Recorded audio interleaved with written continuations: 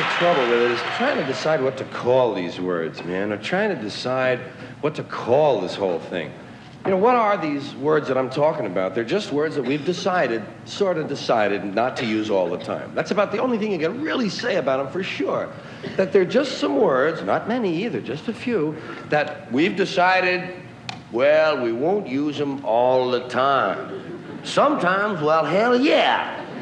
Sometimes it's okay, but not all the time. And they're the only words that seem to have that restriction. I mean, there are a lot of words you can say whenever you want, you know. Pneumonia! Nobody gives you a lot of... All right, you can't yell it in the hospital a great deal, but what the hell? There are words that you can say, no problem. Topography! No one has ever gone to jail for screaming topography. But there are some words that you can go to jail for. There are some words that we just have decided we will not say all the time. Sometimes, okay. If you're running through the jungle, chasing somebody that we're at war with, you can holler them. If you're shooting a criminal, it's okay. It's the all-American thing. Dirty fucking crook. But if you're with the bishop's wife at lunch, it's better not to ask for the goddamn lettuce. You know what I mean? It's just like we've decided there'll be some words we won't say all the time. And I was just trying to find out which words they were. For sure, all of them. I wanted a list. Because nobody gives you a list. That's the problem. They don't give you a list. Wouldn't you think it'd be normal if they didn't want you to say something to tell you what it is? Nobody even tells you when you're a kid what the words are that you're supposed to avoid. You have to say them to find out which ones they are. Shit! Oh, fuck! That's two. Oh, Ma, that's enough trial and error, huh? Please, Ma, give me a list, huh? All right, you're 6 years old now, and here's the list of words your dad and I don't ever want to hear you say. Oh, hey, thanks, Ma. Boy, that's going to save me an ass kicking or two.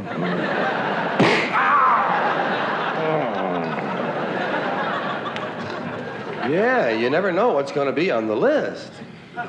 Because it's always somebody else's list. You didn't make that up. Somebody told you that shit. They told you, better not say that. So you gotta, and you don't know what's going to be on their list. God, people's lists even change from day to day. Some people on Friday night got a list, you know, about 2 or 3 words. Sunday morning, goddamn, they make 27 words on it. These are the same people 2 days later. Different list. So you got to kind of watch out what you're going to believe from them. The trouble is, I was trying to find out what these words might be. And I wanted to know the ones that you could never say on television. I mean the filthy words that are always filthy. There are a lot of these little two-way, double-entendre words that have two meanings, words that are okay part of the time. I call them like part-time filth. Some of these words, they're only 50% dirty. You have words like ass. Ass is hardly even a dirty word anymore, but it has a few meanings that you can't say on television. That's what I was talking about. What can you say on television? That's another one of those places where we can't use these words all the time. But some of them are all right some of the time. Ass is all right on television. You can say on television things like, well, you've made a perfect ass of yourself tonight. But you can't say, hey, let's go get some ass.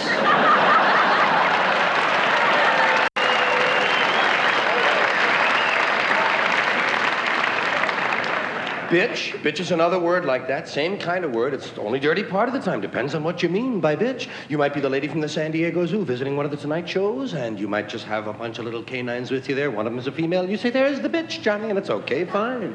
Just don't refer to the singer the same way. That's all. Is that bitch going to do another number? Yes. Animals are fine on those two-way words, and that's it. That's what I was trying to find. The words that were always dirty, not just part of the time, but completely filth. Well, in looking for these words, I kept finding new categories. We have so many ways of describing these dirty words. Well, we have more ways to describe dirty words than we actually have dirty words. That seems a little strange to me. It seems to indicate that somebody was awfully interested in these words. They kept referring to them. They called them bad words, dirty, filthy, foul, vile, vulgar, coarse, in poor taste, unseemly, street talk, gutter talk, locker room language, barracks talk, bawdy, naughty, saucy, raunchy, Rude, crude, lewd, lascivious, indecent, profane, obscene, blue, off-color, risque, suggestive, cursing, cussing, swearing, and all I could think of was shit, piss, fuck, cunt, cocksucker, motherfucker, and tits. That's all I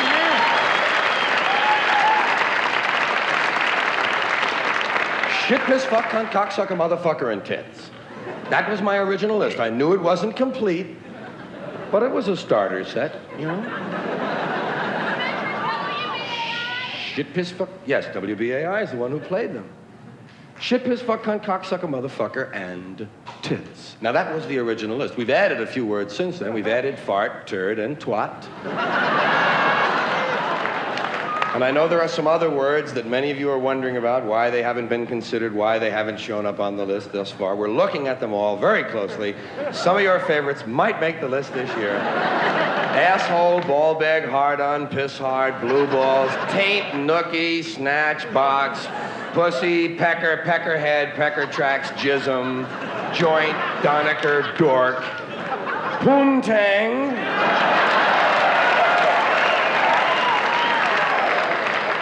cornhole, and dingleberry. Dingleberry, a very popular word. And to my way of thinking, dingleberry, a rather innocent-sounding word. Dingleberry sounds Christmassy to me, you know. Let's put one on the tree, Dad. I would have been out here a little bit sooner, but they gave me the wrong dressing room, and I couldn't find any place to put my stuff. And I don't know how you are, but I need a place to put my stuff. So that's what I've been doing back there, just trying to find a place for my stuff. You know how important that is. That's the whole meaning of life, isn't it? Trying to find a place for your stuff. That's all your house is. Your house is just a place for your stuff. If you didn't have so much goddamn stuff, you wouldn't need a house. You could just walk around all the time. That's all your house is. It's a pile of stuff with a cover on it. You see that when you take off in an airplane and you look down and you see everybody's got a little pile of stuff. Everybody's got their own pile of stuff. And when you leave your stuff, you gotta lock it up. Wouldn't want somebody to come by and take some of your stuff. They always take the good stuff. They don't bother with that crap you're saving. Ain't nobody interested in your 4th grade arithmetic papers. They're looking for the good stuff. That's all your house is. It's a place to keep your stuff while you go out and get more stuff. Now, sometimes you've got to move. You got to get a bigger house. Why? Too much stuff. You've got to move all your stuff. And maybe put some of your stuff in storage. Now imagine that. There's a whole industry based on keeping an eye on your stuff. Enough about your stuff. Let's talk about other people's stuff. Did you ever notice when you go to somebody else's house, you never quite feel 100% at home? You know why? No room for your stuff. Somebody else's stuff is all over the place. And what awful stuff it is. Where did they get this stuff? And if you have to stay overnight at someone's house, you know, unexpectedly, and they give you a little room to sleep in that they don't use that often, someone died in it 11 years ago, and they haven't moved any of his stuff. Or wherever they give you to sleep, usually right near the bed, there's a dresser, and there's never any room on the dresser for your stuff. Someone else's shit is on the dresser. Have you noticed that their stuff is shit and your shit is stuff? Get that off of there. Now, sometimes you go on vacation, you gotta bring some of your stuff with you. You can't bring all your stuff, just the stuff you really like. The stuff that fits you well that month. Let's say you're gonna go to Honolulu. You're gonna go all the way to Honolulu. You gotta take 2 big bags of stuff, plus your carry-on stuff, plus the stuff in your pockets. You get all the way to Honolulu and you get in your hotel room and you start to put away your stuff. That's the first thing you do in a hotel room is put away your stuff. I'll put some stuff in here, put some stuff down there. Here's another place for some stuff here. I'll put some stuff over there. You put your stuff over there. I'm putting my stuff over here. Here's another place for some stuff. Hey, we got more places than we've got stuff. We're gonna have to buy more stuff. Yeah.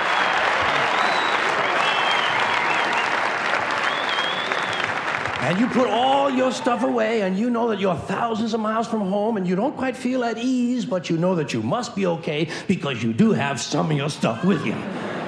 And you relax in Honolulu on that basis. That's when your friend from Maui calls and says, hey, why don't you come over to Maui for the weekend? Spend a couple of nights over here. Oh, shit, no. Now what stuff do you bring? Right, you've got to bring an even smaller version of your stuff. Just enough stuff for a weekend on Maui. And you get over, and you're really spread out now. You've got shit all over the world. You've got stuff at home, stuff in storage, stuff in Honolulu, stuff in Maui, stuff in your pockets. Supply lines are getting longer and harder to maintain. But you get over to your friend's house in Maui, and they give you a little place to sleep, and there's a little window ledge or some kind of a small shelf, and there's not much room on it, but it's okay because you don't have much stuff now. And you put what stuff you do have up there. You put your imported French toenail clippers, your odor readers with the 45-day guarantee, your cinnamon-flavored dental floss, and your Afrin 12-hour decongestant nasal spray. And even though you're a long way from home, you know that you must be okay because you do have your Afrin 12-hour decongestant nasal spray. And you relax in Maui on that basis. That's when your friend says, hey, I think tonight we'll go over the other side of the island and stay at my friend's house overnight. Oh, shit, no. No, what do you bring? Now you just bring the things you know you're gonna need. Money, keys, comb, wallet, lighter, hanky, pen, cigarettes, contraceptives, Vaseline, whips, chains, whistles, dildos, and a book. There's some just plain old words that are sort of fun to think of or look at more closely than usual. Things like hot water heater. Have you ever thought of hot water heaters? Pardon me? I said I'd like to buy a hot water heater. What the hell for? Hot water doesn't need to be heated. You must want a cold water heater. How about a hot water cooler?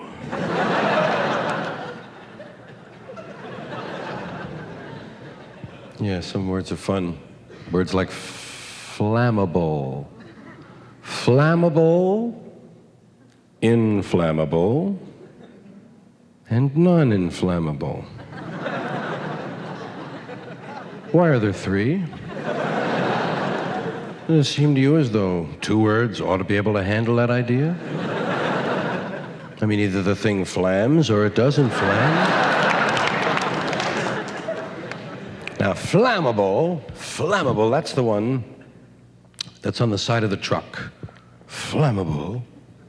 As if you're going to get out of your car at 60 miles an hour and smoke on his truck, right?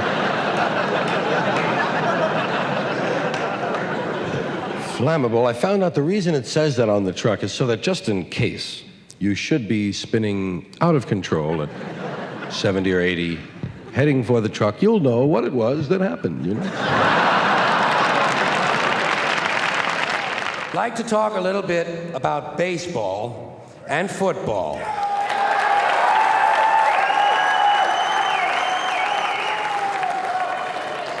Starting with baseball. Baseball is different from any other sport in a lot of different little ways. For instance, in most sports, you score points or you score goals. In baseball, you score runs. In most sports, the ball or the object is put in play by the offensive team. In baseball, the defense puts the ball in play, and only the defensive team is allowed to touch the ball. In fact, in baseball, if an offensive player touches the ball intentionally, he's out.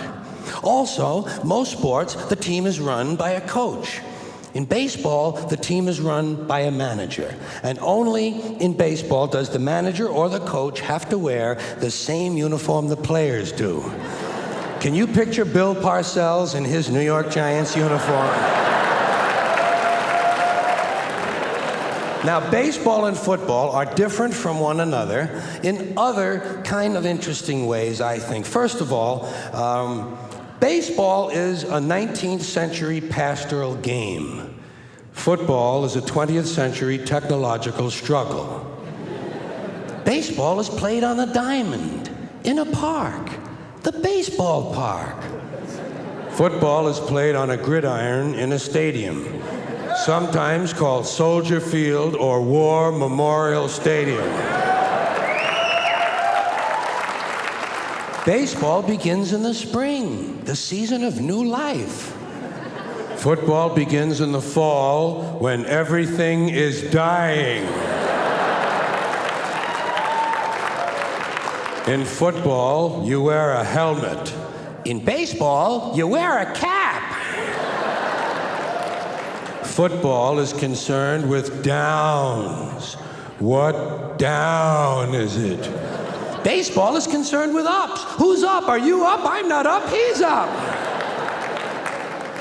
In football, the specialist comes in to kick. In baseball, the specialist comes in to relieve someone. In football, you receive a penalty. In baseball, you make an error. Whoops.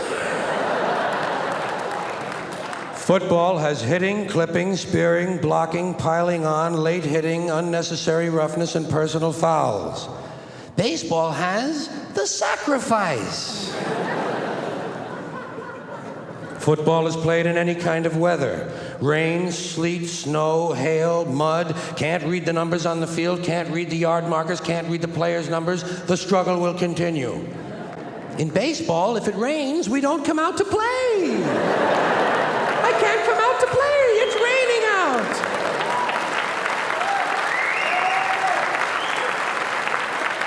out. Baseball has a 7th inning stretch. Football has the 2-minute warning. Baseball has no time limit. We don't know when it's going to end. We might have extra innings. Football is rigidly timed, and it will end even if we have to go to sudden death. In baseball, during the game in the stands, there's kind of a picnic feeling. Emotions may run high or low, but there's not that much unpleasantness. In football, in the stands during the game, you can be sure that at least 27 times you were perfectly capable of taking the life of a fellow human being. Preferably a stranger. And finally, the objectives of the two games are totally different. In football, the object is for the quarterback, otherwise known as the field general, to be on target with his aerial assault, riddling the defense by hitting his receivers with deadly accuracy, in spite of the blitz, even if he has to use the shotgun. With short bullet passes and long bombs, he marches his troops into enemy territory, balancing this aerial assault with a sustained ground attack which punches holes in the forward wall of the enemy's defensive line.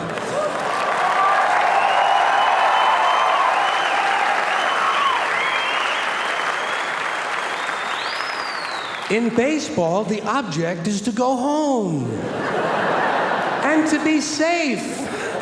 I hope I'll be safe at home. Safe at home. Hey, baby, what's happening? Que pasa? Que what you call your pasa? Al Sleet here, you hippy-dippy weather, man, with all the hippy-dippy weather, man. Brought to you by Parsons Pest Control. Do you have termites, water bugs, and roaches? Well, Parsons will help you get rid of the termites and water bugs and help you smoke the roaches. Temperature at the airport is 88 degrees, which is stupid, man, because I don't know anybody who lives at the airport. Now, if you'll take a look at our national weather map, you'll see that we don't have one. So try to picture last night's map in your mind. Remember all the letters and lines, all them little numbers. The weather's dominated by a large Canadian low, which is not to be confused with a Mexican high. Tonight's forecast, dark. Continued dark tonight, turning to partly light in the morning. Old Al got out of the weather business when he realized he had given the final weather forecast. He had given the ultimate forecast. There was nowhere to go. You know, when there's nothing left to conquer in your field, hey, it's time to leave. And old Al had given the ultimate forecast. He told us, he said one night, that the weather will continue to change on and off for a long, long time. And he was gone from us. God bless Al. I love that dog. I've never seen him, and I love him. He's gonna be wonderful when I meet that dog. Lots of people got lots of goddamn doggies. And you don't even have to have one to learn about doggies. Your friend might have a dog. It could be your friend's dog. That makes him your dog friend. You go to visit your friend, his dog is there, and you can pet him too. Hi, hello, how are you, Sneezy? You're wonderful, hello, goddamn. And for that moment, he's your dog. So you can have someone else's dog for a while. Hi, he likes me. I think, oh my God, look at this doggy here. Goddamn doggies. Lots of things to know about them, too. Lots of things you learn. You don't know where always, and you can't remember. For instance, can you remember the first time you found out that by scratching a dog here, you could make this leg go like that? And that you could make it stop when you stop. God damn. I'm in complete control of this dog. Or that you can make their head tilt from across the room just by making a funny noise. You go, and he goes, oh, look, honey, isn't he cute? Let's get his head fixed so he stays like that.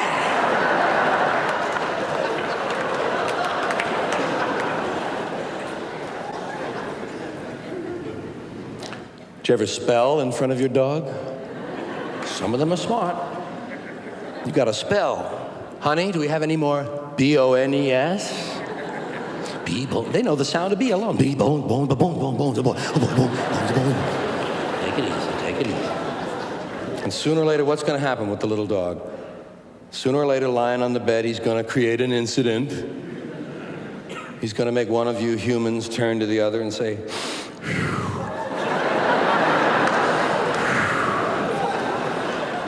honey, did you fart? Not me. I thought you farted. Not me. That's not even one of my farts. I've got 4 farts, and that's not one of mine. I've got my Heineken's fart. I got my broccoli fart, my rice pudding fart, and my non-dairy creamer fart. And that's not one of my farts. I know. The dog farted. Tippy, why did you fart? Look at him. He knows he farted. I seen his asshole open up.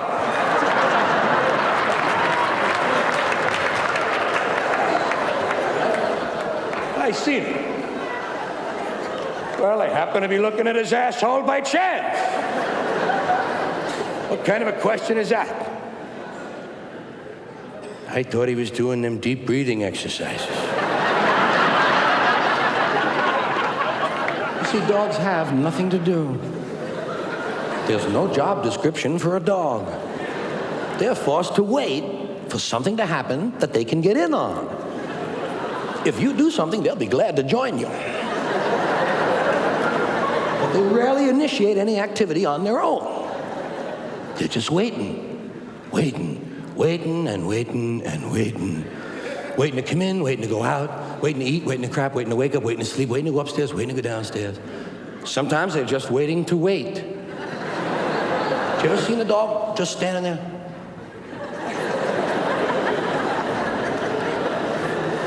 He don't know what he's waiting for. But if it happens, he'll be ready. Just a waiting and a waiting. Waiting for you to come home. They don't understand time. Dog doesn't know the difference between an hour and a half or next week. He thinks you're going to be gone forever. That's the only time period dogs really understand. Forever. That's how long they think everything lasts. That's how long they think everything takes. Forever and ever. Do you ever scratch your dog behind the ears? Oh boy, they love that, huh? Oh boy, you're scratching your doggy behind the ears and he really loves that. And you're looking at him and everything. And when you finally stop, he looks at you like you're a criminal. He thought it was gonna go on and on and on. Same thing when you feed them. As soon as they get finished, they say, where the fuck's the food? They thought it was the loaves and the fishes. It was gonna last forever and ever. Dog don't know. They must think we're going to be gone forever. Otherwise, why would they act the way they do when we finally get home? Oh boy, oh boy, oh boy, oh boy, oh boy, oh boy, oh boy, oh boy, oh boy, oh boy, oh boy, oh boy, oh boy. I thought you were never going to come home. I thought you were never going to come home. I thought you were never going to come home. I thought you were never going to come home. I didn't know what to do. You know what? I didn't know how to operate the can opener. How do you operate the can opener? I didn't know what to do, man. What do you push it down? I couldn't think of it. You know what? You know what I did? I took a can of dog food and I rolled it down the hill and hope a truck ran it over. That's what I could think of, man. Ooh. Really hungry, man. I mean, they'll do that if you even just forgot your hat. You come back in 8 seconds. Oh boy, I thought you were never going to come home. I thought you were never going to come home. I was going to eat the bird. I couldn't find the bird. Where the fuck's the bird? And you ate the bird. Will you stop it? I was just here. Dog don't care. He'll do whatever's next. He don't know what's next, but he'll do something. They'll do two things in a row that don't go together. You ever seen a dog walking through a room and suddenly he stops and chews his back for 18 minutes? And then when he's finished chewing, as if it were scheduled for right then, of course. And when he's finished, he doesn't even know where it was he was gonna go. Where was I gonna go? Oh, shit. Oh, I think I'll go over here. Oh, this is nice over here. I think I'll keep coming over here. He'll give you that doggy look. Give you them eyes, you know, to have such a great expression, almost human. Sometimes we say that, isn't he? Look, he looks almost human, Dan. They do, you know, they look like they know something about your mother. They're not willing to mention it right away. They're just looking at you like they got a trig problem they can't quite solve. There's a sad look in their eyes. All the sadness in the world is right in the eyes of a dog. Did you ever do this? Look right into your doggy's eyes and think of something really sad. And it'll look like it's happening to your dog. Strangest thing. They look at you like that. You know why they have so successful a look? Because they got eyebrows. Dogs have eyebrows. Or at least little ridges that pass for eyebrows. They got little things that they can manipulate. Just like we do. Oh, please. Please, Daddy.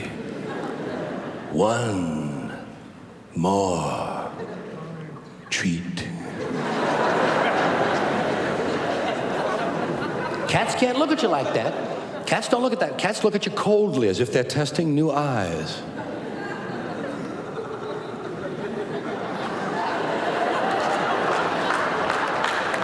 The reason cats look different, cats don't have eyebrows. Cats have a bunch of shit sticking out of their head. They thought it was going to be an eyebrow, but it didn't work out. Let's not tell them. They think it's an eyebrow. It's just a bunch of shit sticking out of their heads. Cats are cute. Cats are goddamn cute. Isn't he cute? Look at him. God, he's cute. He's a kitty cat. That's how cute they are. They needed two names. Kitty wasn't cute enough. Kitty cat. Isn't he cute? The kitty cat. Look at him. Isn't he cute? Let's drown him. He's a cute little goddamn kitty cat. Ain't he? Look. Stick him on the wall. See if he hangs up there. Whoa. Little goddamn kitty cat. They're so goddamn cute. Oh, they're wonderful. God love them. They're so physical. That's what's fun. They're so physical. They love to rub on you. They love to rub on you. If you've got a leg and a cat, whew, you got a party. Oh boy, oh boy, oh boy, oh boy. I love his leg, oh boy. I'm rubbing on his leg, oh boy, oh boy. If you got two legs, shit, Jubilee celebration time. Oh boy, two legs, hot shit, I can do the figure eight. They love to do the figure eight, oh boy, oh boy. Oh boy, I love to rub on his leg. They'll rub against your leg even if you're not there yet. You might still be 50 feet down the hall. They see you coming. Oh boy, oh boy, oh boy. Soon I'll be rubbing on his leg. Soon. They'll even walk sideways so they don't miss you. Oh boy, oh boy, oh boy, oh boy. They love it. They're so physical. You don't have to pet a cat. You just put your hand over him and he'll do all the work, man. You pet him? You ever pet a cat who's lying absolutely flat, and before you're halfway finished, his ass is way up in the air? Like you pressed the ass button or something. Isn't he a cute little holy shit? How did he do that? Then they jump on your chest and put their ass right in your face. Here's my ass, Dad. Check this ass, huh? And while they're showing you their ass, they give you some of this stuff.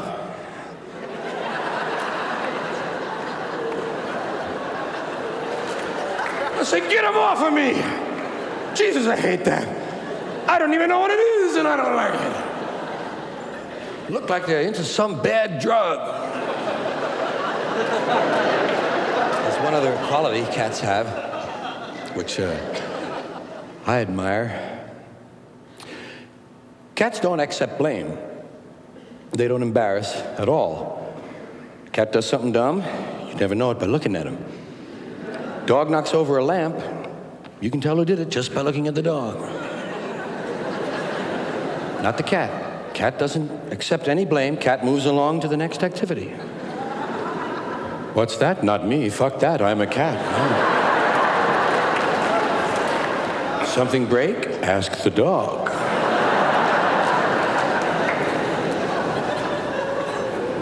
Cat doesn't get embarrassed. You ever seen a cat race across a carpet and crash into a glass door? I meant that. I meant that. I meant that. That's exactly how I wanted that to look. Fucking meow. Fucking meow. Fucking meow. That's what they say when they get behind the couch. Cat's too proud to let you see him suffer. But you look behind the couch and you'll find your cat recuperating from a domestic accident. They got little slings and walkers, you know. Tried to make the window from the lamp.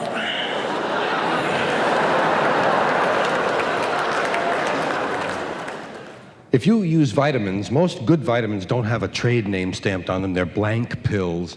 They look like vitamins, but they're not marked.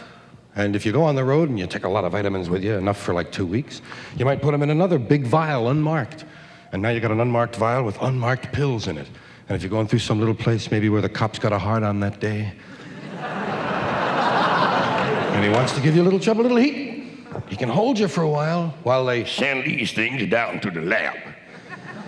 And off your vitamins go, and that's why I always travel with Flintstone vitamins.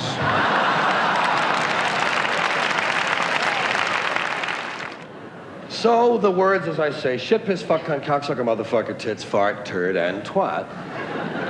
Now, motherfucker came off the list immediately, the first day, in fact. I had a call from an English language purist. Some guy he had to talk, you know, he got on the phone. He tells me I have a duplicate on my list. I have a duplication. He says, motherfucker is a duplication of the word fuck, technically, because fuck is the root form, motherfucker being derivative, therefore it constitutes duplication. And I said, hey, motherfucker, how did you get my phone number anyway? I didn't even know I got your phone. I said, look, man, it may be derivative, but you still can't say it. Still can't say motherfucker on TV, can you? He said, no, but you can't say fucky, fucking, fuckola, fuckaroony, or fuckerino either. Well, I said, yeah, that would crowd up my list something awful. So I just struck that motherfucker away. Struck it from the list. Motherfucker was gone. Now the list was shit, piss, fuck, cunt, cocksucker, tits. Shit, piss, fuck, cunt, cocksucker, tits. Doesn't it sound like something's missing? Does it sound like an old friend is gone? Shit, piss, fuck, cunt, cocksucker, tits. Remember the old rhythm? Shit, piss, fuck, cunt, cocksucker, motherfucker, tits. Cocksucker, motherfucker, tits. Cocksucker, motherfucker, tits. Cocksucker, motherfucker, tits. Now, shit, piss, fuck, cunt, cocksucker, tits. It falls apart. It isn't going anywhere. And by now, cocksucker is the dominant word on the list. Previously, with motherfucker on the list, cocksucker was somewhat balanced out. They were the only multisyllabic words on the list. But now, cocksucker stands alone. Shit, piss, fuck, cunt, cocksucker, tits. And who knows, maybe it doesn't belong either. After all, motherfucker turned out to be a ringer. Let's take a look at cocksucker. See if this one belongs. We'll divide the word cock and sucker from each other, those words. Sucker isn't dirty. Sucker, it's suggestive as hell. But it isn't dirty. And cock, that's not dirty all the time. That's one of those words that's only partly filthy.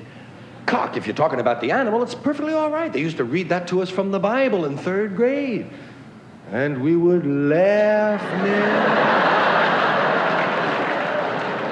Cock is in the Bible. Remember the first time you heard about a cockfight? What? No.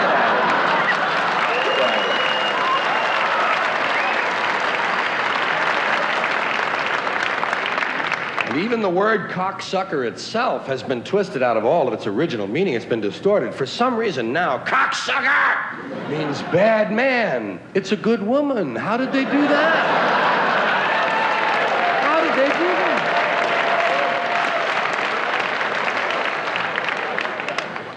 Well, tits is on the end of the list. Shit, piss, fucking, cocksucker, motherfucker. Tits. And you know it doesn't belong on that list. I mean, it really doesn't belong in with that kind of heavyweight filth. Tits isn't dirty. Tits is cute name. Cute thing, cute idea.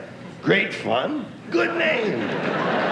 Tits, hey, Tits sounds like a friend. It sounds like a nickname, doesn't it? Hey, Tits, come here, man. Hey, Tits, I want you to meet Toots. Tits, this is Toots. Toots, Tits. Tits. Cute word, nice word. I love a word that spells the same forwards and backwards like tit. Don't you think it's so cute when a word is spelled the same forwards and backwards? I always wished my name was Otto. Just so I could walk backwards and yell my name, you know? Otto, Otto, Otto. Well, I had strange dreams. But the word tit is on the list because you can't say it on television. You can't say tit, imagine that. Can't say tits, you can say boobs. Boob is spelled the same forwards and backwards, too. Boobs is all right. You can't say tits, but you can say boobs. In fact, boobs is an answer now on Match Game. I had boobs, Gene. Boobs, $200. Tits, $200 fine, maybe. You can't say tits. You can say teats. Teats is all right, providing you're on at 5 in the morning and a cow is your guest. But you can't say jugs and you can't say knockers, you know. That's right, Danny. Pull on the cow's knockers. Right, grab a knocker in each hand, attaboy. Now alternate knockers. Good deal. Can't say that. Tits. Tits sounds like a snack, you know. Well, I know what you're thinking, but tits sounds almost, it sounds Nabisco to me. It sounds like Nabisco has reserved that name. Because tits sounds like a thing at a party. Pass the tits, would you be? Oh, thanks. Say, those things are responding.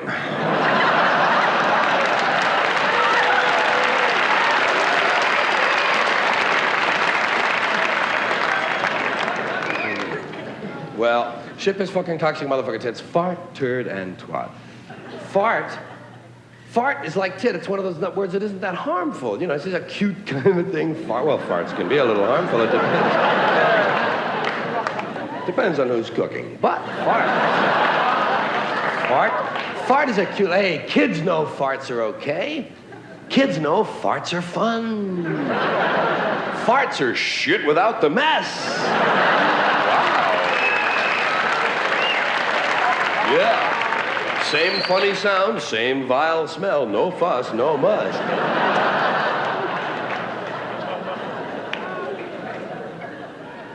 Fart is an interesting word in this respect. Talking about television, fart is extremely interesting because, dig this, you can't say fart on television. We know that. You can't say fart. And you can't say fuck either on television. However, you can refer to fucking.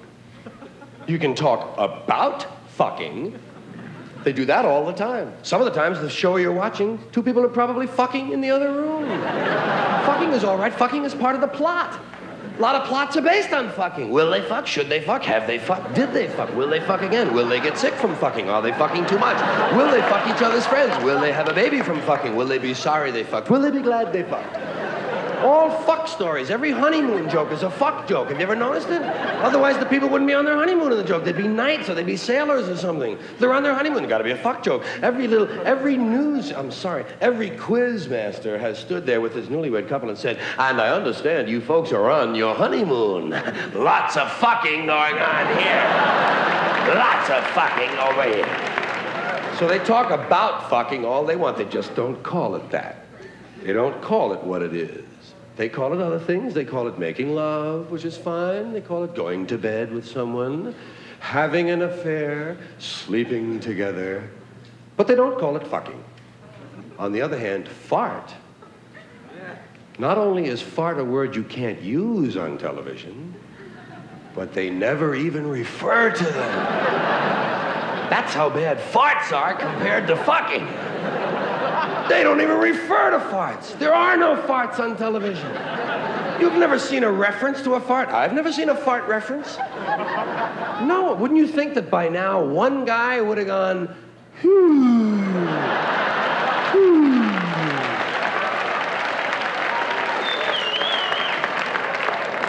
Do you think by now that one guy on the Johnny Carson panel just once would have said, "Hey, Ed, move down, man. Woo! Wow.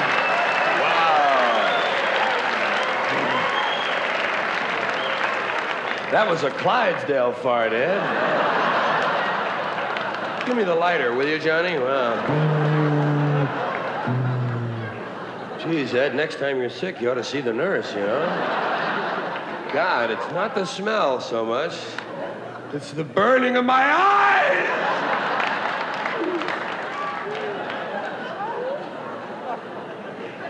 Well, we might live to see that. You never know. Remember when you were a kid? Maybe you were a little boy child like me, out on short pants, maybe sitting in church. Sitting on a wooden bench in church in the middle of the summer with short pants. And you got a fart, you know?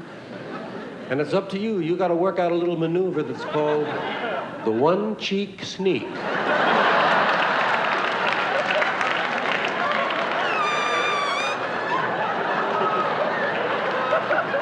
Right in tune with the organ. That's why they call them pews, you know? Woo! Woo! Woo!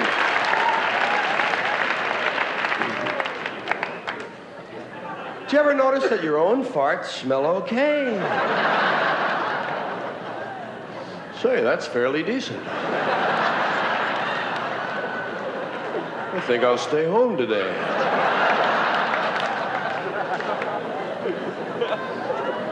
Do some reading in the closet.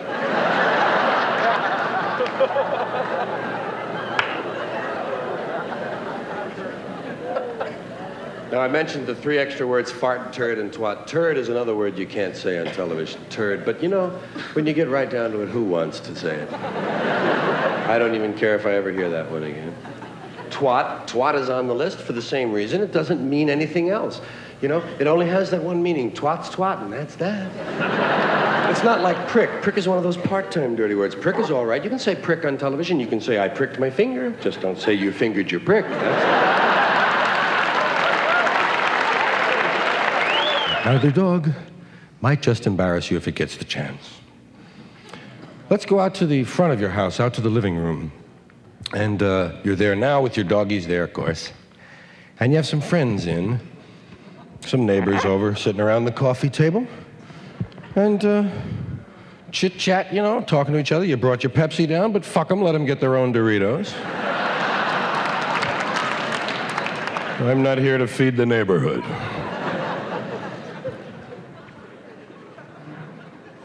And everybody's sitting around, and the dog is licking his balls.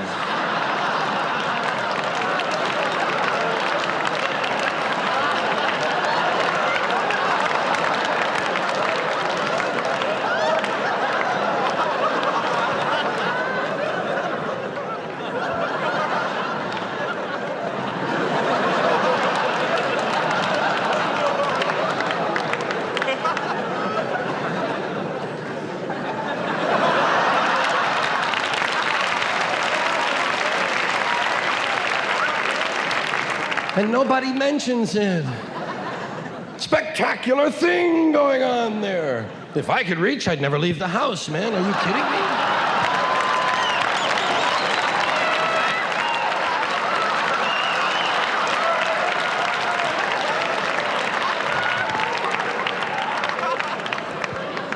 They don't even mention it. They say things like, "Isn't he cute? He's taking a bath." He appears to be licking his balls to me, Marge. Yeah, he's been on that one spot for over an hour. That's a mighty selective bath. No, nice doggy. No, nice doggy. No. Nice doggy. No. Don't you know they have the cleanest mouth of any animal? I'm just going by where he's been, honey. I am not a chemist. I don't have a nice day anymore. I don't bother much with that. I think I'm beyond that now. I think I've outgrown the nice day. I think I've had my share. Why should I be hogging all the really nice ones? Let somebody else have a few. Of course, everybody still wants me to have one. Everybody wants me to have a nice day. Have a nice day. Yeah. You want to give me my fucking change, please? I'm triple parked. Some of them are really insistent. I said, have a nice day. All right, goddammit, all right, I'll give it a shot. That's the trouble with have a nice day. It puts all the pressure on you. Now you've got to go out and somehow manage to have a good time. All because of some loose-lipped cashier. Have a nice day. Maybe I don't feel like having a nice day. Maybe, just maybe, I've had 116 nice days in a row. And I'm ready, by God, for a crappy day. I'll never hear that. Let him wish one of them. Hey, have a crappy day. Thank you, and to your wonderful family as well. Crappy day. Hey, that'd be easy. It's no trouble at all. A crappy day. Just get up. There's no planning involved for a crappy day. I know what it is that bothers me about that whole thing. It's the word nice. It's just a weak word. Doesn't have a lot of character, you know. Nice. Isn't he nice? Oh, he is so nice. And she's nice, too. Isn't that nice? How nice they are. I don't care for that, you know? It's like fine. There's another word. How are you? Fine. Bullshit!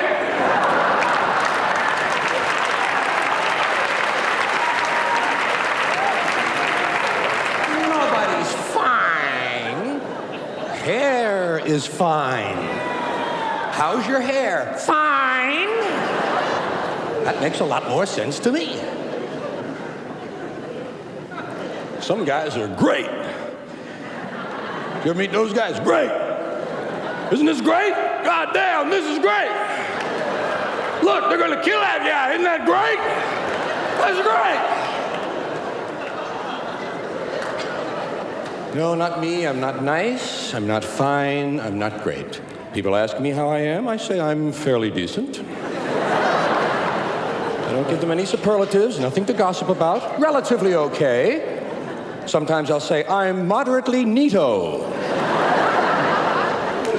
If I'm in a particularly jaunty mood, I'll say, I'm not unwell, thank you. That pisses them off because they have to figure that one out for themselves.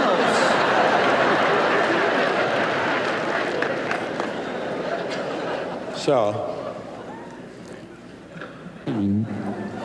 reminds me of something my first grade teacher used to say to me. A little lady. She used to say, you show me a tropical fruit and I'll show you a cocksucker from Guatemala.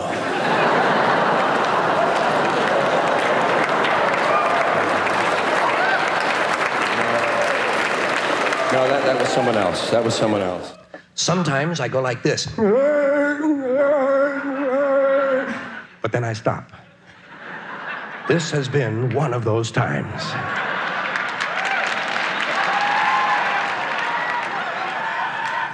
This next piece of material is on a subject that most people can identify with.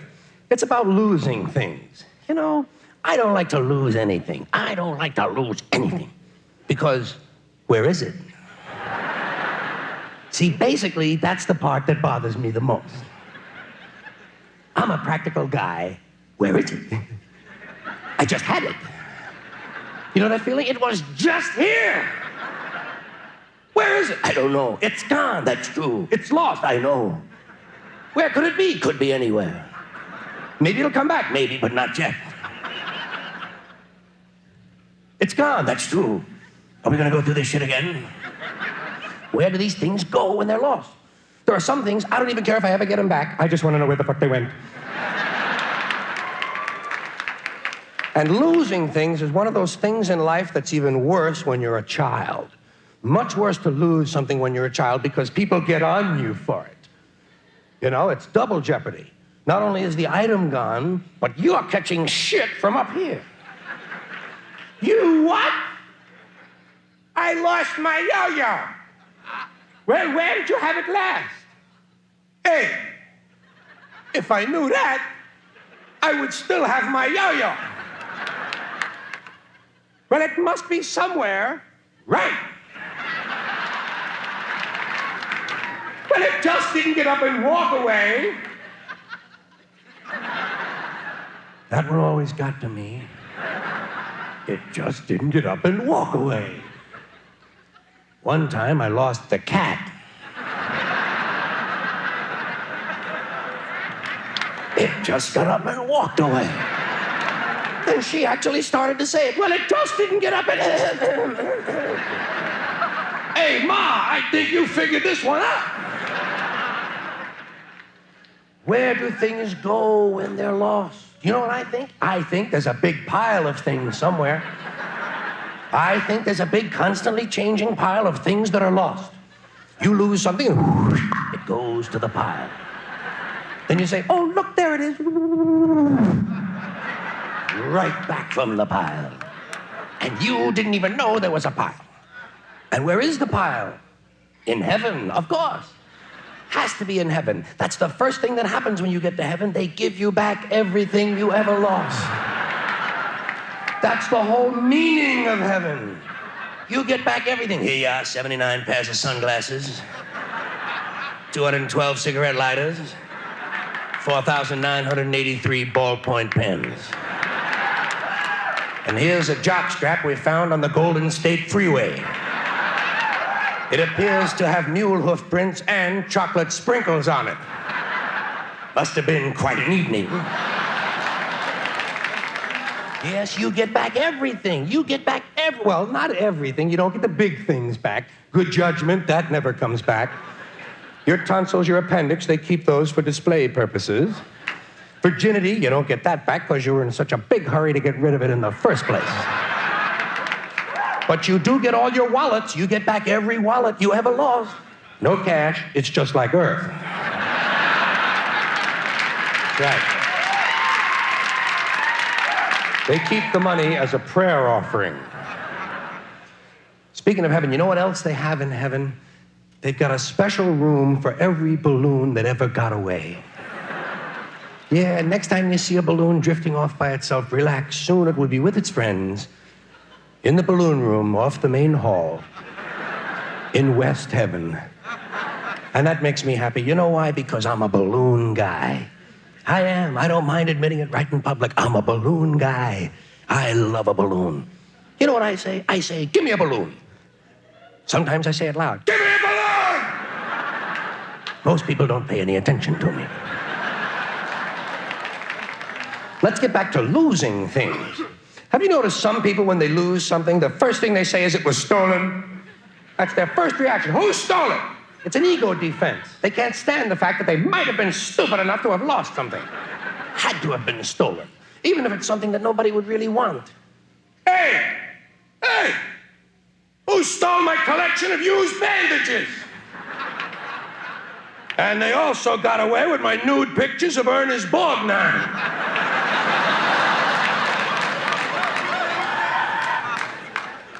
Did you ever notice this when you've lost something? That the longer you look for it, the stranger the places get that you're looking? You look at the strangest goddamn places after a while. You have to. Why? You've already looked in the easy places. Those are the first places we look, the obvious places. People say to each other, well, I've looked everywhere. Well, apparently not. Goddamn thing is still gone, isn't it? Let's keep looking in obvious places. I'll look in the furnace, you check the cesspool. You look in the strangest places. Did you ever look in the freezer for your car keys? You have to. Why? They might be in there. You wouldn't want to pass up a nice obvious place like the freezer, would you? You can picture them in there. You can see them in there. That's what the mind is for, picturing where you left your car keys. You can believe anything. You can follow the logic all the way back to the supermarket. I came out of the supermarket. I had the frozen banana guacamole in my hands. I drove home, got out of the car with the banana guacamole in my hand. I had my keys in this hand. I put the banana guacamole in the freezer. I probably just dropped the keys in there, too. Let's go take a look. Oh, shit, they're not in there. I could have sworn I left those keys in the freezer. And hey, who stole the banana guacamole? You look in the strangest goddamn places. Do you ever find yourself looking in a suit you haven't worn in 10 years for something you just had 20 minutes ago? You have to. Why? 6 more pockets. Wouldn't want to pass them up, would you? Or else you wouldn't be able to say, I've looked everywhere. By the way, while you're in the closet, check the watch pocket of your grandfather's World War I uniform. You just might have handed him the keys before the Battle of Verdun. Here's another thing happens when you're looking for something. Do you ever notice that you'll be looking for something, you might be out in the garage, and every now and then you'll go back and look where the thing ought to be? You'll go right from the garage, you'll walk back and look in the top drawer. Nope, not back yet. You're convinced that St. Anthony will bring those keys back while you're in the goddamn garage. And of course, if you're looking for car keys, your pocket is one place where you have to look at least 600 or 700 times. You wear out the cloth in your pocket. Oh, geez, I had them. They were right here, you know. And I usually I'll put them in here. See, I get out of the car, I have them. Hold on. See, now then, hold on. No, usually, see, now, hold on. Wait a minute. Wait. No. But maybe I'd sneak up on them. No, they're not in there. I don't know what the hell I did with them, man. I had them, you know. Hold on. What? Maybe they fell upwards. And stuck to some bubble gum. Hold on. Maybe for the first time in my life, I dropped them down near my balls. No. Well, your imagination runs away with you. Well, those are easy things. Car keys, those are common. Sometimes it's an unusual item that's missing, like the couch. Did you ever come home and the goddamn couch is gone? Where's the couch? I don't know. It's gone, that's true. Where could it be? Could be anywhere. Maybe it'll come back, maybe, but no, not this, too big. Nothing over 6 feet ever comes back on its own. Well, it was here this morning. Well, of course it was here this morning. There'd be no sense in mentioning the fact that it isn't here now unless it had been here this morning. Fuck you, I'm tired of your shit. Why don't you take your logic and go to bed? I can't. Why not? I sleep on the couch. Did you ever, at home, when you go to make a sandwich, do you reach down past the first 2 or 3 pieces of bread to get the good bread? It's sort of a survival thing, it's sort of like, let my family have the rotten bread. I'll take care of numero uno. Down we go into the healthy part of the loaf. Sometimes you're going down into the loaf, not so much because of freshness or mold, but because of the size of the piece of bread you want. As we all know, the fat slices are somewhere near the middle. And down you go, and you have to go past about 8 or 9 slices till you get what you want, and then you hope they don't rip on the way up.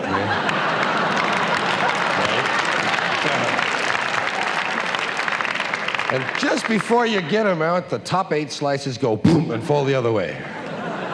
Oh, shit, I just leave them crooked, don't you? Yeah. Let them think a burglar made a sandwich, you know. Not me, honey, I didn't do that. I never do that. That's like, who the fuck is it in my house who puts away the milk carton with this much milk in it, man? Who the fuck put that away? I thought that was full. Now then, the other word I wanted to remind you of was the word fuck, which of course is the champ of the all-time dirty words. When they're always dirty, by God, fuck is right at the head of the pack. Fuck's a good, strong word. It's a good, strong word for its purpose, and it's a word that a lot of people have trouble with. It's an honest word. It's a forceful word. It has a lot of emotional baggage with it. When you hear the word fuck, you're not just hearing the word, you're hearing everything you ever heard about fucking. I mean, we have a lot of attitudes about fucking. Some of them are rational and some of them aren't. Some of them have joy in them, some have guilt and fear and all sorts of things, and the word fuck carries with it a lot of emotional baggage. When they say fuck, you go, what? Oh, good. Oh, I thought you meant do it right away. God, you know, it's just a word that, well, it'll clear the room awfully quick in some households. It's a heavy, good, strong word. It's a proud-sounding word to me. Fuck, I am fuck. Who are you? Fuck of the mountain. I just feel the word is getting a bad shake. The word has an image problem. The word fuck needs public relations help. It's just a word. You know, that's what you have to remember. It's just a word, but it's in such bad shape. Here's a word that started out okay. Started out all right. Nothing wrong with the word fuck originally. I mean, there it was. You're not a bad word. You're not a bad word. You've just gotten in with bad company. People. That's all. Just the word was all it was. The word in the original Old English, as best I can find, fuck only meant to hit, to smite, to perhaps hit with a stick, to fuck the tree. To fuck the rock. To fuck thee. That's all. And pretty soon. That's all. I'll hit you with my dick, honey. Look at that. That's all it was. Just a little, I'll knock a little fuck on you there. That's all it was a love tap when you get right down to it. That's all fuck ever meant. All fuck ever meant was to make love and to make life at the same time. That's pretty magic. I mean, the pretty noble things we think about, making love and making life. Here was fuck hanging around with words like love and life. How did it get such a bad reputation? We fucked it up. Yeah, well,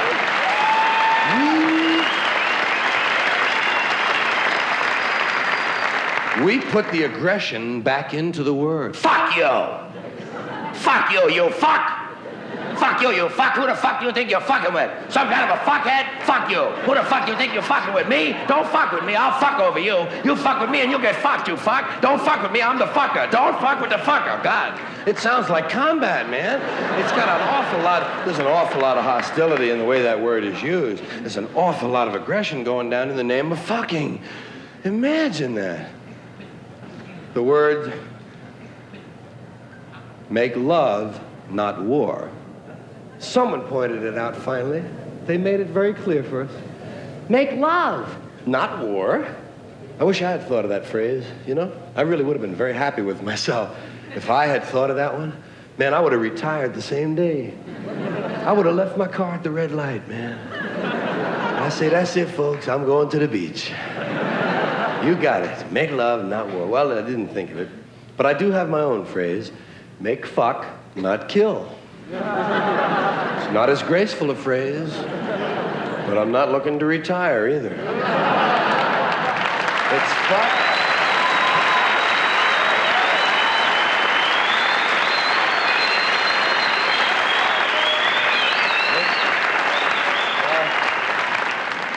The whole idea of make fuck, not kill is simply to switch the meanings of the words. I suggest that for 1 year, we trade meanings on fuck and kill. Just fuck for kill and kill for fuck. That's it. Don't worry about what they really are. Someone else will take care of real fucking and real killing. I'm just worried about what we call it. Them. We call them fucking and killing. I say switch them around. I think it would be an insight. I think we'd get a new slant on how we feel about these words if we just changed fucking for killing for about a year. That's all. Imagine it. Sure would be fun watching TV during that time. Huh? Better get down off the horse, Sheriff. We're fixing to fuck you now.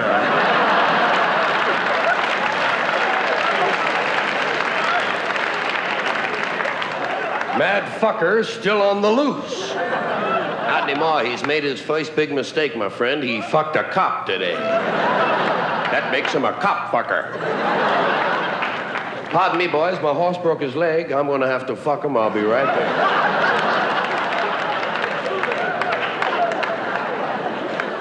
Shamu, the fucker whale.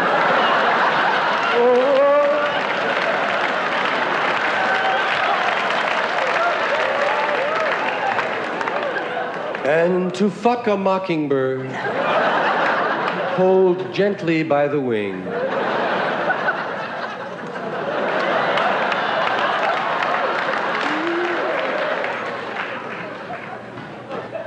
So all I'm trying to suggest is that fuck you can be a positive phrase. If you hear it from across the street, fuck you, okay.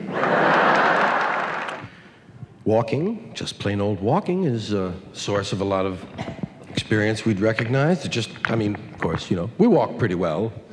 Humans got it down pretty good, wouldn't you say? Hello there. Hi, Dan. Look at this, still walking. Of course, I'm talking about walking erect, right? Yeah, Homo erectus, or whatever he was.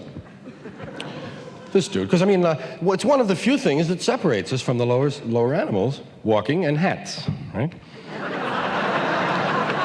Rarely see a lower animal with a hat, and if he does, chances are a man put it on him, But there are some animals that walk erect for short bursts. You've seen them,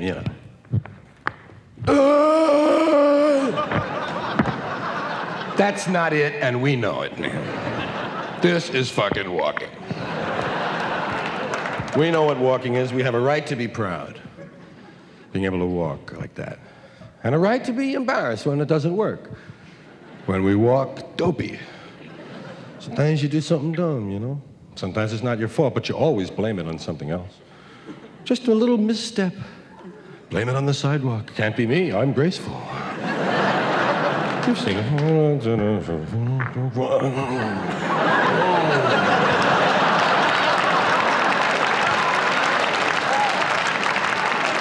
Not me, fucking boulder in the road. Might be the shoes, they're not mine, I borrowed them. Not used to the soles, goodbye. Couldn't be me. That's why I like with a limp, Limp, some people go, ooh, but that's not right. Guy with limps don't do that. Unless he just got the limp. But you've seen some guys. Some guys are good, man. Some guys are really into their limp. They've had it a long time, man. It's like years. And you've seen guys like that, man. They pivot on it. Hey, you've seen those guys. A lot of guys. They go up you see them go up a spiral staircase. Did you see that shit? Screws themselves. Guys can handle it when you've had a limp a long time. It's when you just get a limp, when it's a new limp, that you're not good at it yet. And you go, look at this steel beam on my leg. That's when you're not too cool.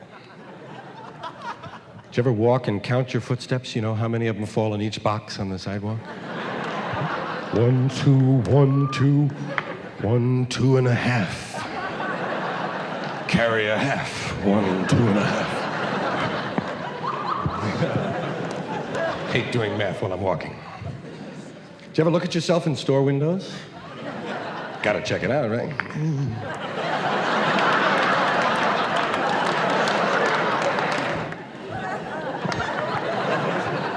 Trying to see your profile? Never see it. Sometimes you're walking up the stairs and you think there's another stair.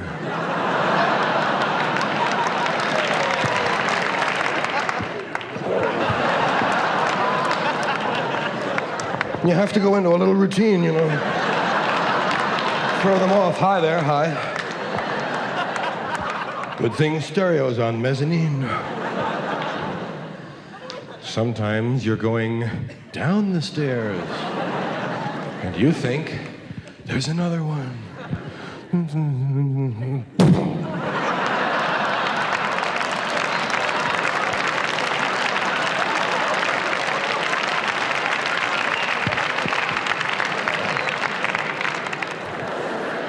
I was what they called a fussy eater. He's fussy. He's a fussy eater. Fussy eater is a euphemism for big pain in the ass. I mean, if I didn't like something, I told them. I didn't play with my food, pick at my food. I said, I don't like that. You make this? I don't like it. Why? They wanted reasons. Well, you don't always have a reason.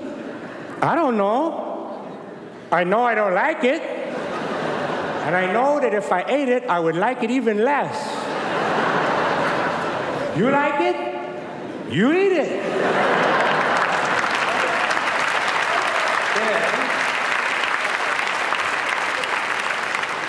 Then they would try to corner me with logic. How do you know you don't like it? If you've never even tried. It came to me in a dream. Some things don't look right. I don't like that, Ma. Don't look right to me. Did you make that? Is there a picture of it in the cookbook? I bet it don't look like that.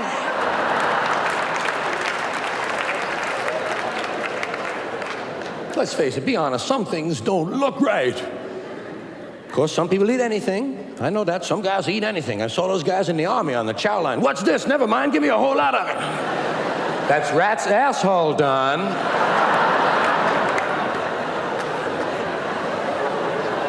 Well, it certainly makes a hell of a fondue.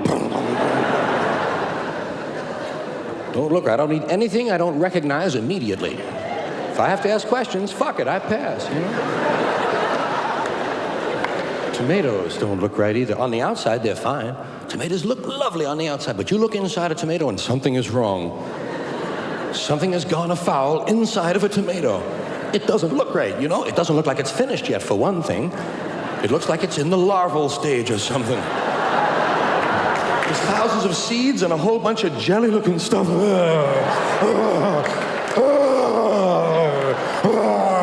Get it off my plate. It's gushy. It's like that stuff at the end of an egg.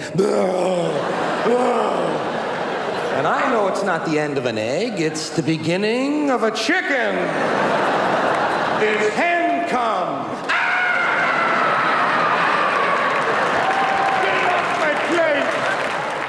We go to play Monopoly in groups of 4, 5, 6, huh? I guess. Monopoly, I still play now and then. I think you never leave that completely. You know, if they need an extra guy, you know, I don't start them up. Come on, okay, put me in up.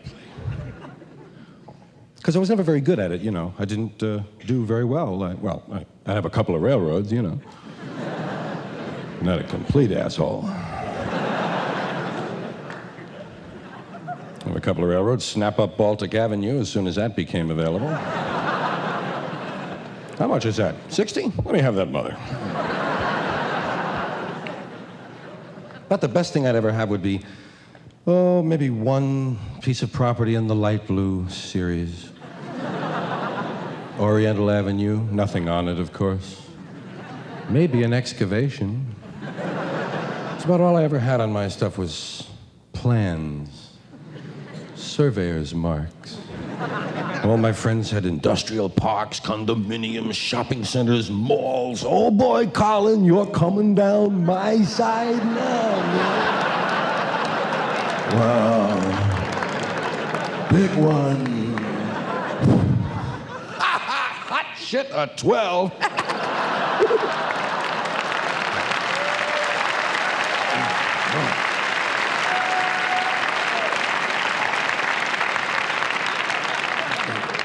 Of course, you can't move your token till you remember which one you had.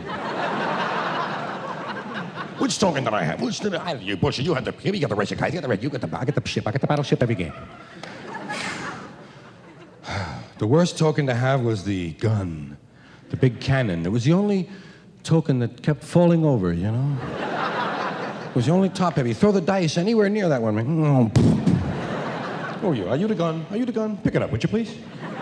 And you, are you in jail or just visiting? Okay, well, put the car on the outside if you're just visiting. Some guys cared. That's right. That's why they won. I never won. I was always in there at the end, though. At the end of the game, because I'd have all the $1 bills, man. Sure, 1,500 in singles, and they needed me to make change, man. For all their filthy deals. No, I wasn't that good at the game. Generally, I would land on chance all the time. Constantly landing on chance. Try to buy it. You're getting more fights trying to buy chance. 2, 3, 4, 5, 6, 7, 8, 9, 10. Chance. Little man with a hat.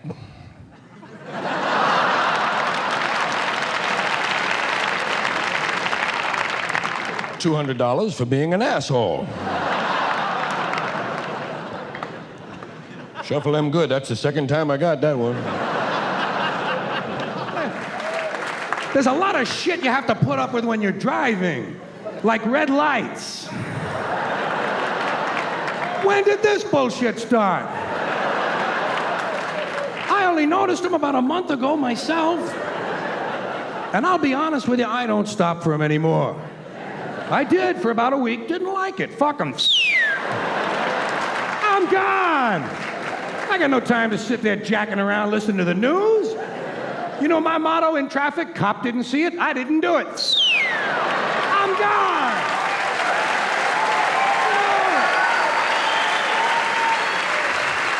Hey, I haven't hit anybody yet. Haven't hit anybody. I've had a few people behind me hit each other, but hey,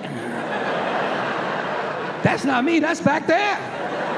Me, I'm gone.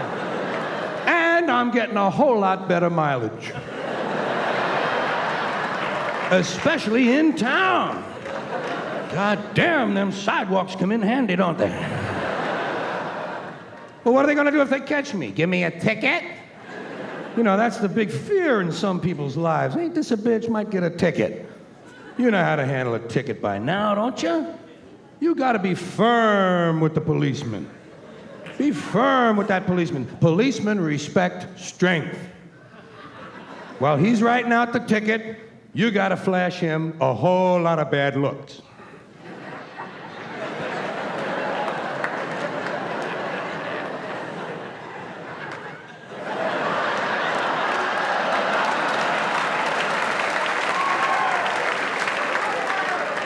Then when he's almost finished writing, reach over and grab the ticket out of his hand. Tell him you're gonna check it over for mistakes. Then when you finish reading it, crumple it up and throw it at his feet. And say, fuck you and your ticket too.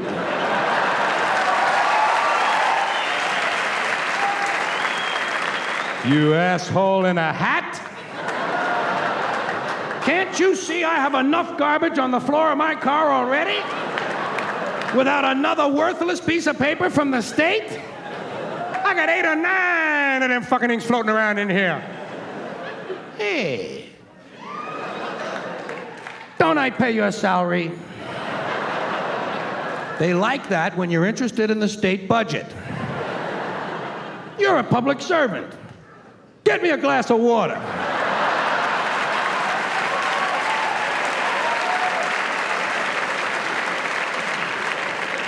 You pin-headed prick.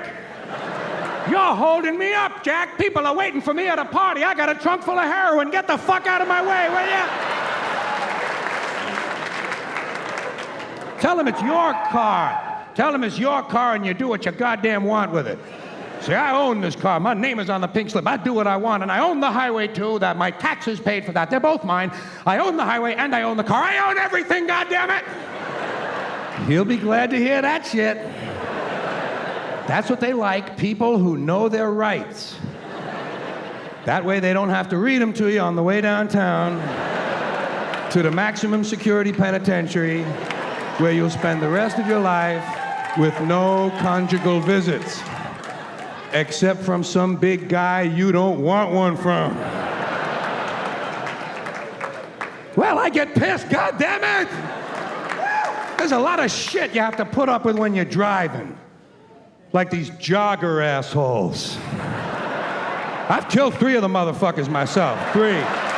I have killed 3 jogger assholes. Out. I'd have a few more, but I don't always kill them. Sometimes I just toy with them, you know? I pull up in my car, and with my right front tire, I pull the sneaker off their heel.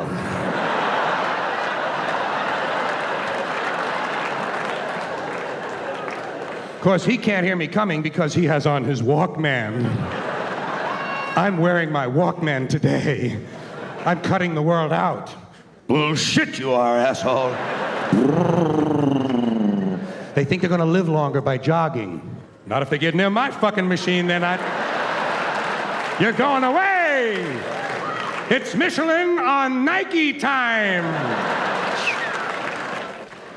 I don't know which is worse, the jogger assholes or the bicycle riding creeps. These faggots on their bicycles. And they got special little hats, you know? They have special little hats to protect their special little heads. And they all try to act grown up. These bicycle people try to act mature because they know basically they're dealing with a toy, so they try to act grown up by giving hand signals. That makes them feel adult. They give hand signals. He's going to tell me where he's going. I'll tell you where you're going. You're going 30 feet up in the fucking air is where you're going.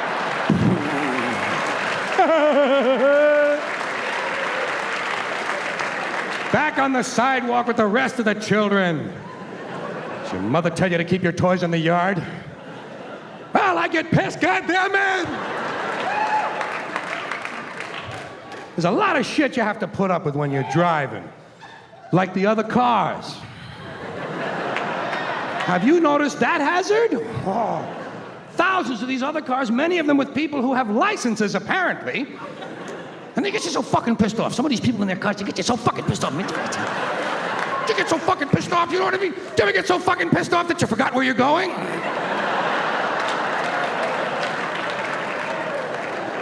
Because you got behind someone who isn't going anywhere either. A man with no destination at all. And I say, step on all the pedals, maybe one of them means go. Oh, they get you pissed.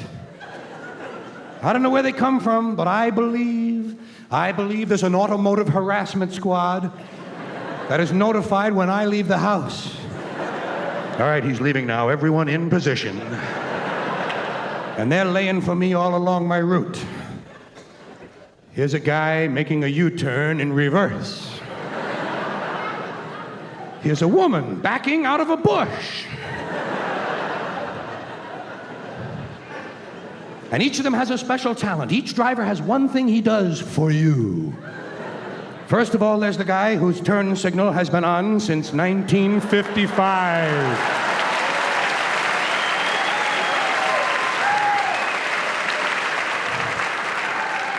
Then there's his opposite. That's the guy who doesn't put his turn signal on until he's finished the turn. He's gonna tell you where he was. Then there's the guy behind you at night whose brights are on. He has his brights on in case you want to read. Well, I just happen to have a copy of Ivanhoe with me.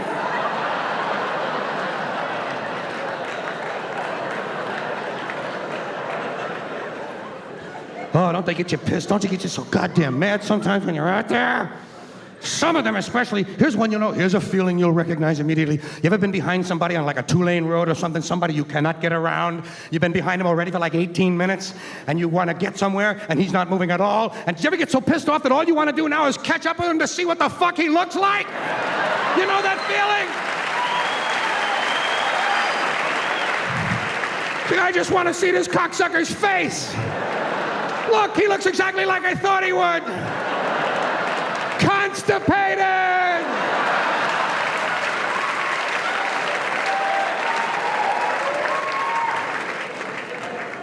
Cars to watch out for. First car is any car where the driver is also on the phone. Technology has brought us these self-important twits. You know, if phones were invisible, these guys wouldn't own them. The whole idea is for you to see the phone so you'll know he's a busy guy. I'm a busy guy. He's reaching out. That's what he'd tell you. I'm reaching out. Well, reach out and jerk me off.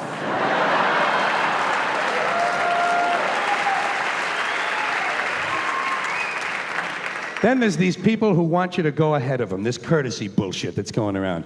See, I don't think it's real courtesy. That's why I don't like it. It's a bogus, it's a counterfeit generosity. Everybody wants me to go first. You, go ahead, please. Go. Even when I leave the house in the morning, there's a guy there at 7 a.m. waiting for me. I'm waiting for you to come out so you can go first. Go ahead, go. I think it's a post-Vietnam guilt syndrome of some kind. You know, America has lost its soul, so now it's going to save its body. It's like the fitness craze in this country. Well, it doesn't work that way, you know what I mean? Doesn't work that way. And I'm sitting in the driveway. I know I'm sitting there. I'm stuck. It looks like I'm stuck, but I'm not asking for any help. I'm not asking for anything. Just sitting there. And some yo-yo, some putz, some world-class, high-tech, state-of-the-art yo-yo who hasn't had a generous thought since St. Swithin's Day slams on his brakes, kills 3 people behind him, and doesn't ask me to go, tells me to go. You, go. Fuck you! You go! I like it here. I come here all the time. You go. And then when he goes, crash into him. And if he gets out to complain, say, hey, you said to go. Thank you all very much. Have a good time. Good night, Kelly. Good night, Kelly. See you all later. Thank you. Appreciate it.